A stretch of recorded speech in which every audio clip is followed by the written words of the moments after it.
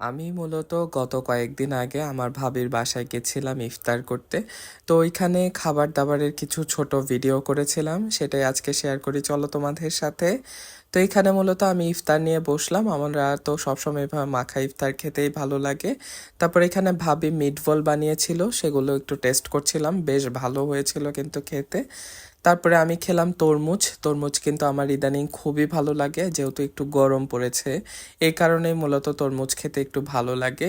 আর আমার না মূলত লাল তরমুজ দেখলেই মূলত খেতে ভালো লাগে। অন্যান্য যে ব্লেন্ড টাইপের যে তরমুজগুলো থাকে একটু সাদা সাদা, সেগুলো কিন্তু খেতে তেমন একটা ভালো লাগে না। তারপর খেলাম ১ কাপ চা। চাটা কিন্তু বেশ মজার। তো যাই হোক, ইফতার করে অনেকক্ষণ গল্প করলাম ভাবির সাথে। তারপরে মূলত এখানে ভাবি বিরিয়ানি রান্না করেছিল, সেটাই মূলত খাচ্ছিলাম।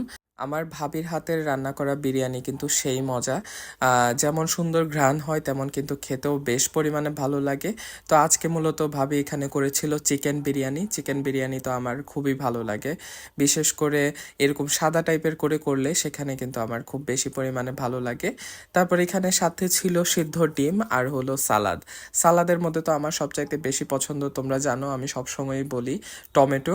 টমেটো সালাদ কিন্তু আমার বেশ লাগে খেতে। তো আমি এখানে বিরিয়ানির সাথে এখানে সালাদও নিয়ে নিয়েছিলাম।